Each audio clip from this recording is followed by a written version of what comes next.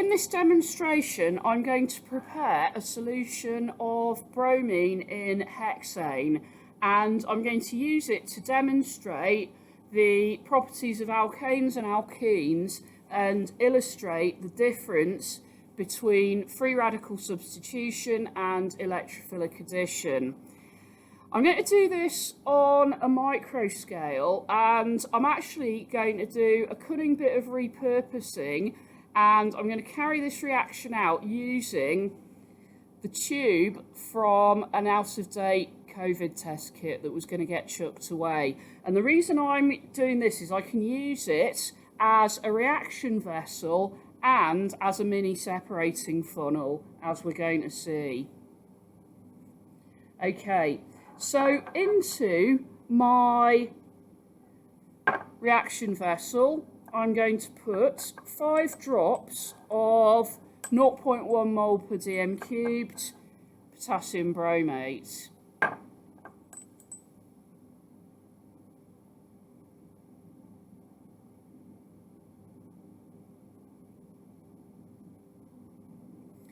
Okay, and add to that 10 drops of 0.2 moles per dm cubed potassium bromide.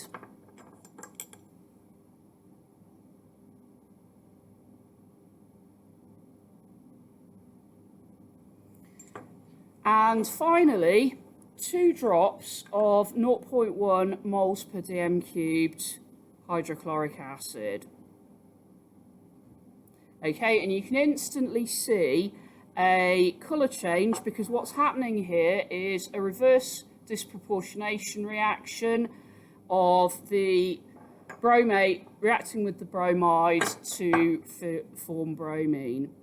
Okay, so I'm just going to mix that and just sit it in the neck of the conical flask, and ideally you should leave that then for about 5 minutes.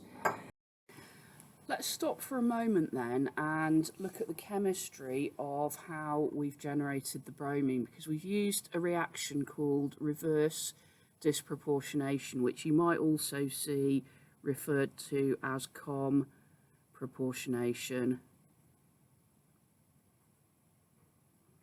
Okay, so in a classic normal disproportionation, we have a compound breaking down in such a way that the same element is oxidized and reduced. So the simplest example is the decomposition of hydrogen peroxide.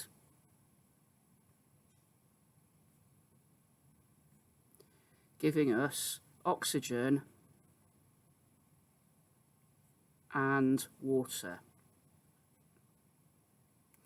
So if we look at the oxidation states of oxygen, it's -1 in hydrogen peroxide, and that goes to 0 in oxygen gas and -2 in water.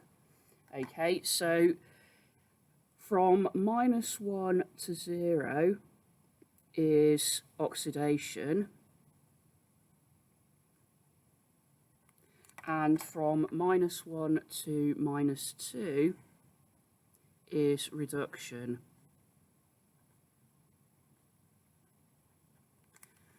Okay, now the difference with a reverse disproportionation is that instead of one compound breaking down, we have 2 combining.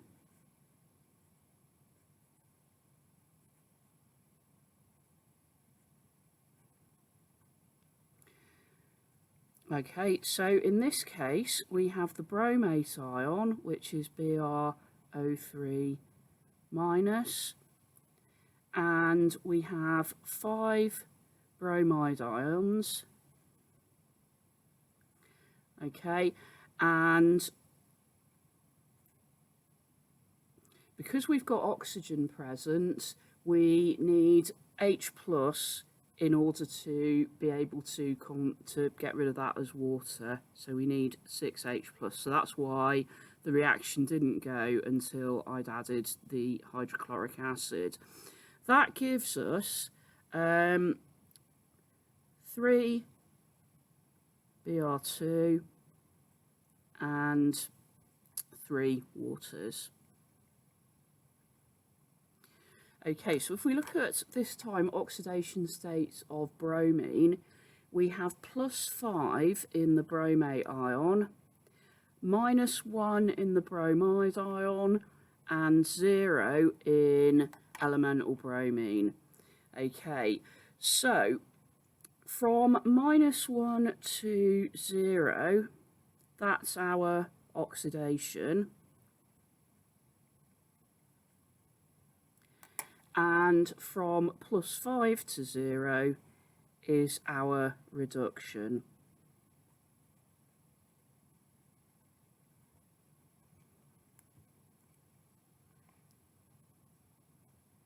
Okay, so the difference is disproportionation, we have a single compound breaking down. Reverse disproportionation, we have 2 combining, and in both cases we have one element that is being both oxidized and reduced. Now I'm going to extract the bromine into an organic solvent, which is hexane. This is because when we're testing hydrocarbons, they tend to be quite insoluble in water. Okay, so into my tube goes about that much hexane. Okay, and you can see that already straight away the hexane layer starts to darken a little bit. Okay, now if I just gently flick the tube, that'll start to mix the layers. I can also carefully invert it, and you can see the hexane layer is taking on an orange colour.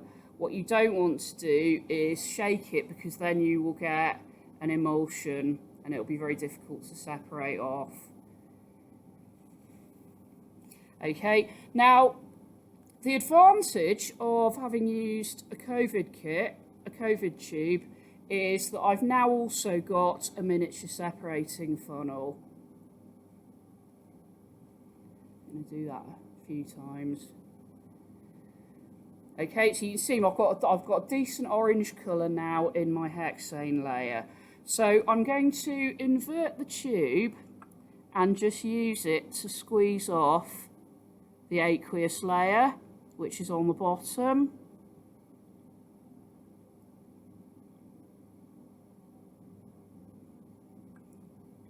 And then I put the contents of the hexane layer into 2 wells of a spotting tile.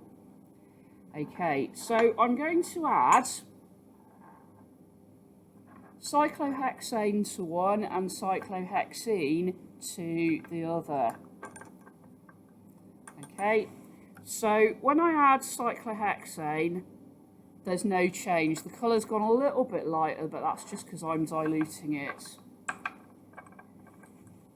Cyclohexene, we get an immediate colour change. Okay, the bromine is immediately decolorised.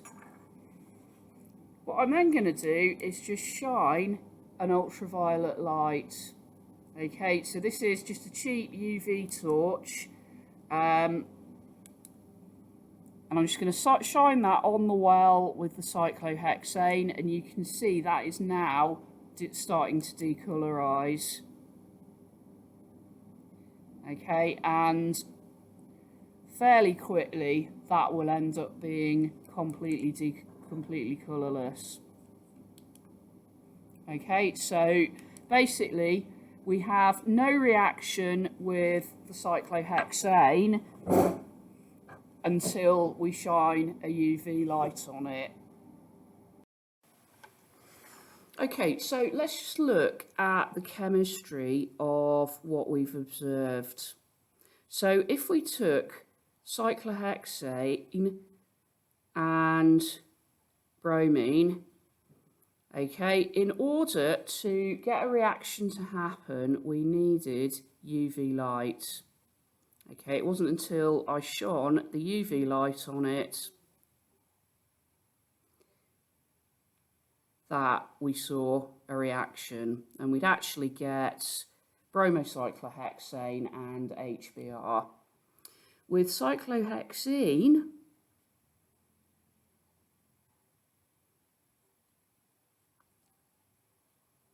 we didn't need any UV light, and this time the product we would actually get is 1,2-dibromocyclohexane. Okay, so we've got two very, very different reactions going on here. With cyclohexane, we have free radical substitution.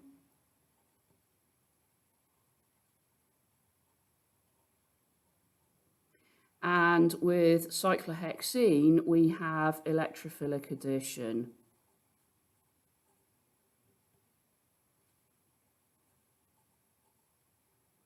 Okay, and the difference, of course, is the double bond. So the double bond is a reactive functional group, whereas saturated hydrocarbons are relatively unreactive, because when carbon is forming 4 single bonds, either to other carbons or to hydrogens, that is very, very stable.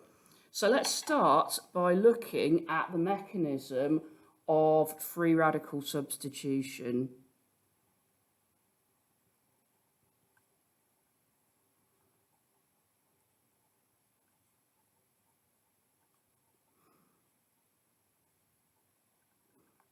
Okay, and this reaction goes in 3 stages, and it's actually the first stage, the initiation stage. That's where we require the UV light.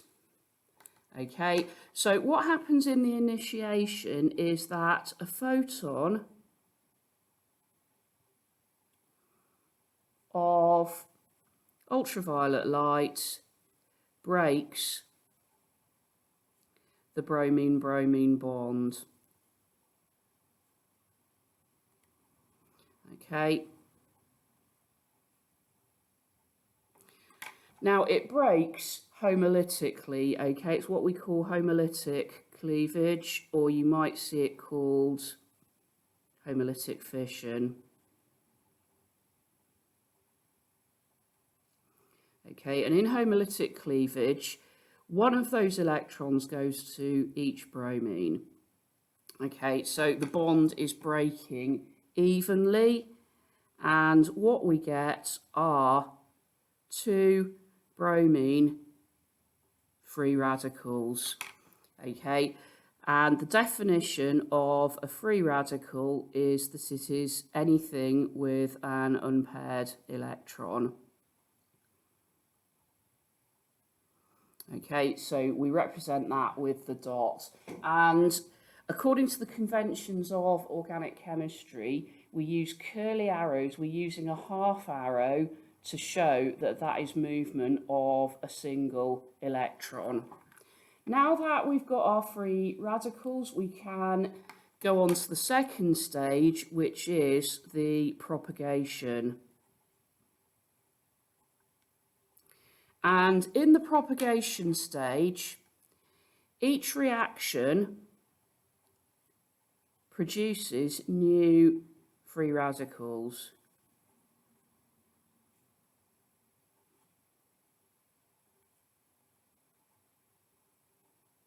Okay, and that results in a chain reaction. Okay, now I'm not going to do the reaction between cyclohexane and bromine. I'm going to use a simpler example, which would be between methane and bromine. So we might have methane reacting with a bromine radical to give you bromomethane and a hydrogen radical. We might have methane and a bromine radical giving you a CH3 radical and HBr.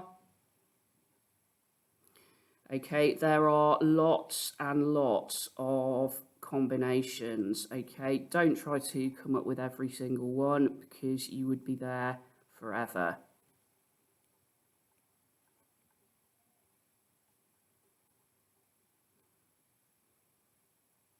Okay, there's just a few of the possible combinations. As I said, the important thing is that at every single stage we are forming new free radicals, and once the initiation has happened, if you were to keep feeding bromine and methane into that reaction, it would go on indefinitely. If you don't keep feeding the reactants in, then eventually concentrations will start to run low and you will end up in the third stage, which is termination. Okay, so as in the termination stage, as the reactants run out, free radicals collide, and the key to the termination stage is that no new free radicals are produced.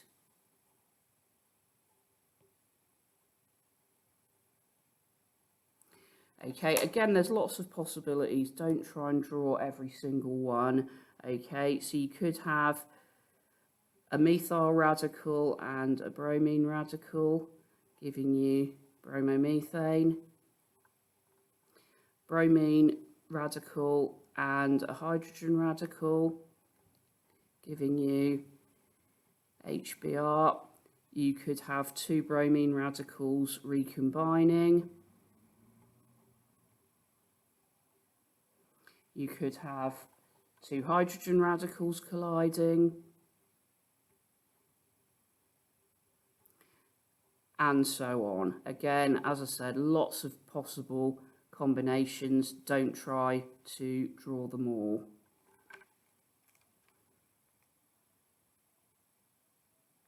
Okay, let's look at the second reaction then, which was between cyclohexene and bromine, which occurred spontaneously. We didn't need ultraviolet light for that one.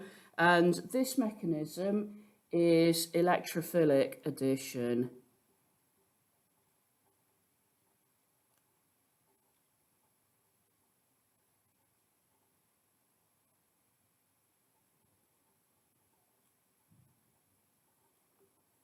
Okay, and our key definition here is that an electrophile is an electron pair acceptor. Now again, for simplicity's sake, I'm not going to use the reaction with cyclohexene. I'm just going to use ethene. Okay, so here's ethene, C2H4. Okay, and the key to the much greater reactivity is, of course, the double bond. Remember, a covalent bond consists of an electron pair. So in a double bond, we have two pairs of electrons, that's four altogether, occupying quite a small space. So there's a lot of repulsion going on. If a bromine molecule approaches, what that repulsion is going to do is push away the electrons in the bromine-bromine bond.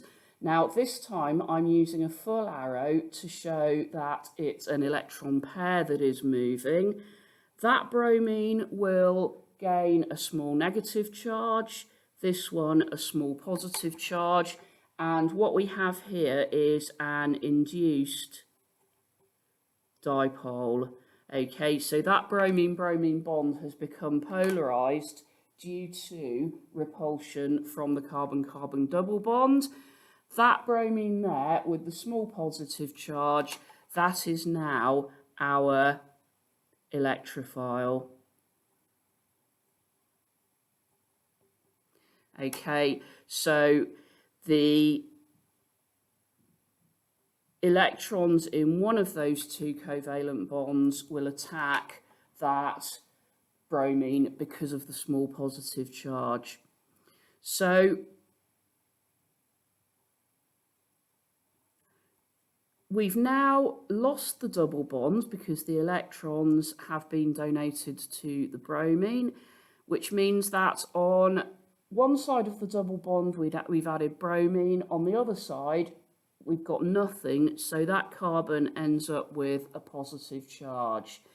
That's a reactive intermediate, which in organic chemistry we show by square brackets. Okay, so that is a reactive carbocation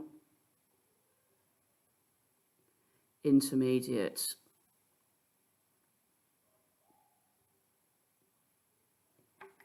Okay, now when the electrophilic addition occurred, one of the bromines became attached to that carbon, the other one became Br minus. Okay, so to complete the reaction, one of the lone pairs on that bromide ion will join up with the carbocation, and we will get our final product, which is 1,2-dibromoethane.